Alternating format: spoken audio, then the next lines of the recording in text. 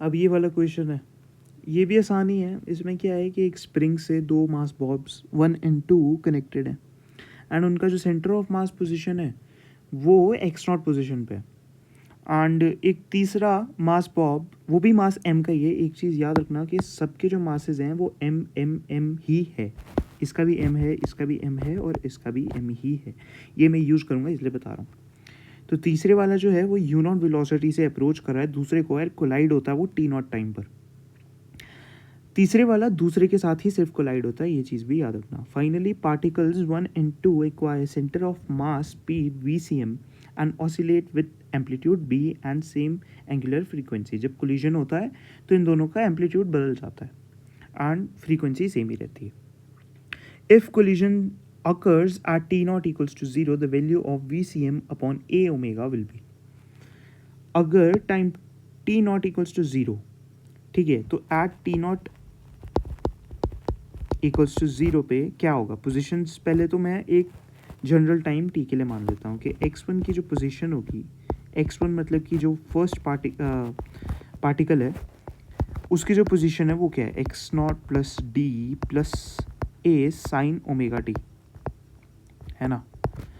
तो जब इसको मैंने डिफरेंशिएट कर दिया तो v equals to A omega cos of omega T, हमारे पास वेलोसिटी आ गई। और time T naught equals to 0 पर तो v1 की वैल्यू आ जाएगी ए ओमेगा, क्योंकि टी नॉट इक्वल्स टू 0, अगर मैंने t की वैल्यू 0 डाल दी तो कॉस 0 1, है ना। तो x2 जो है सिमिलरली यही हो जाएगा, क्योंकि माइनस का टर्म था तो x naught minus d minus a sine omega t and v2 की वैल्यू क्या आ जाएगी हमारे पास? A omega minus of and cos omega t, and इसको ओमेगा टी को हम 0 डाल देंगे क्योंकि टी 0 है तो 0 ही हो जाएगा एंड फिर से ये माइनस ऑफ ओमेगा। तो मैं सिनेरियो ड्रॉ कर लेता हूँ बिफोर कोलिजन। बिफोर कोलिजन क्या हो रहा होगा? ये यू नॉट वेलोसिटी के साथ अप्रोच कर रहा है इसको, है ना, और ये दोनों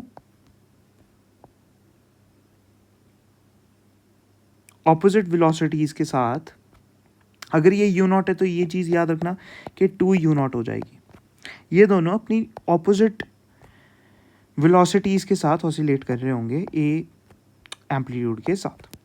-2 में यू नॉट एंड ये यू नॉट, माइनस छोड़ दो क्योंकि हमने डायरेक्शन दिखा दिया तो माइनस लगाने की कोई ज़रूरत नहीं है, ठीक है।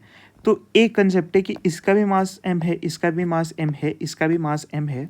तो आफ्टर कोलिजन क्या होगा ना, हमारे पास जो ये मासेस m है, अगर इलास्टिकली कोलाइड होता है कि अगर दो मास जिनका मास सेम है एंड वो इलास्टिकली कोलाइड होते हैं तो वेलोसिटीज़ एक्सचेंज हो जाती है। मतलब कि ये वाली वेलोसिटी इसकी हो जाएगी एंड ये वाली वेलोसिटी इसकी हो जाएगी एंड डायरेक्शन भी सेम ही रहेगी जो पहले थी।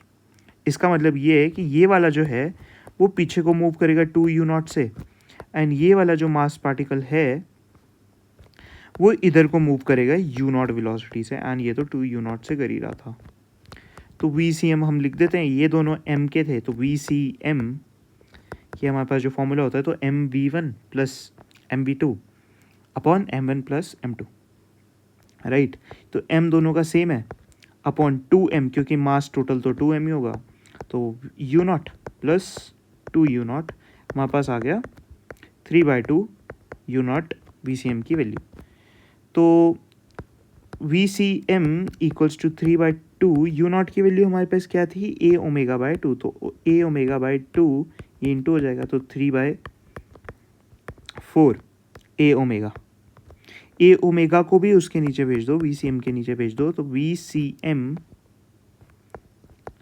अपॉन ए ओमेगा हमारे पास 0.75 आ जाएगा, मतलब 3/4 आ जाएगा। तो ये फर्स्ट वाला पार्ट हमारा निकल गया। तो मैं मिटा देता हूँ एंड सेकेंड वाला आप निकाल देते हैं।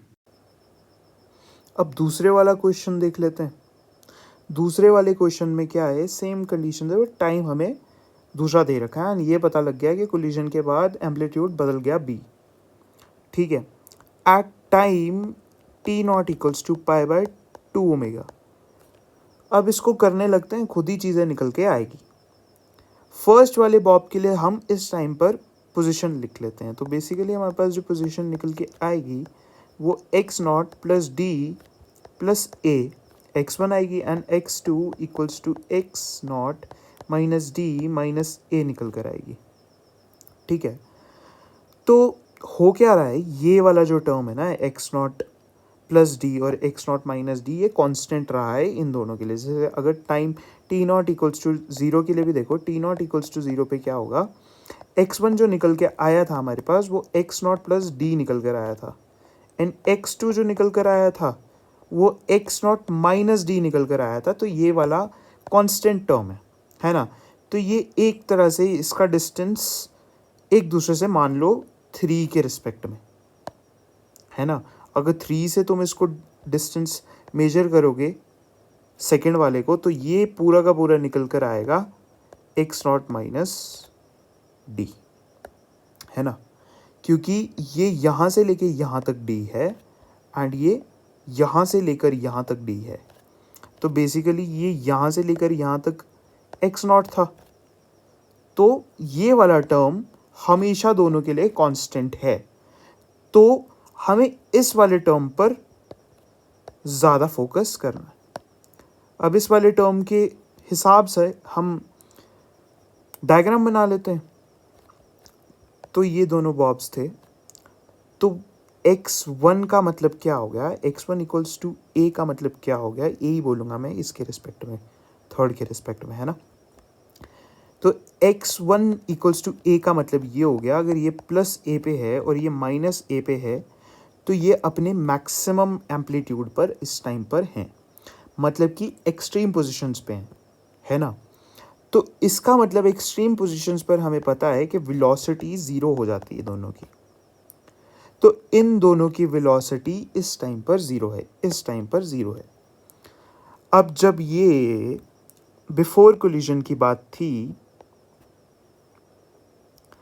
एंड जो इन दोनों का डिस्टेंस सेपरेशन बीच में कितना था 2a, तो आफ्टर कोलिजन क्या हो जाएगा, वही वाला कंसेप्ट कि जब वो ये वाला बॉब इसकी तरफ को आ रहा था यू नॉट वेलोसिटी से, तो जब ये दोनों कोलाइड होंगे तो वेलोसिटीज एक्सचेंज हो जाएगी।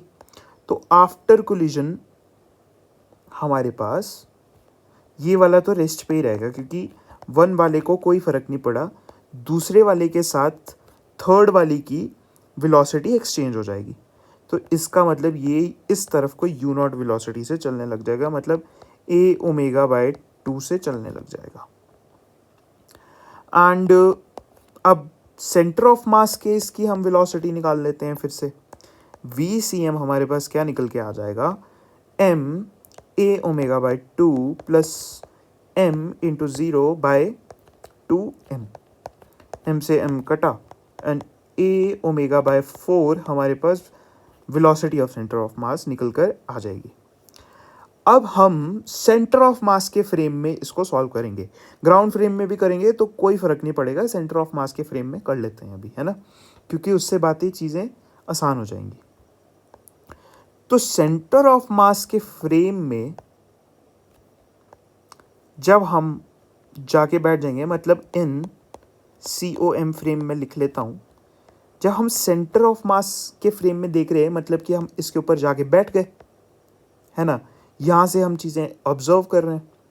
तो जब ये a ओमेगा बाय 4 से चल रहा है तो ये वाला क्या इसको अपीयर होगा सेंटर ऑफ मास के फ्रेम में, इसको 2 मान लो सपोज, तो V2 in frame of centre of mass क्या हो जाएगा, V2 minus of VCM। VCM basically क्या हो जाएगा, V2 in centre of mass frame में लाने के लिए हमें V2 in centre of mass frame निकालना पड़ेगा, है ना। V2 with respect to centre of mass हमें निकालना पड़ेगा। तो V2 की क्या हमारे पास वेलोसिटी थी, a ओमेगा बाय 2, तो a omega by 2 minus a omega by 4, क्योंकि उसी डायरेक्शन में तो ये आ जाएगा।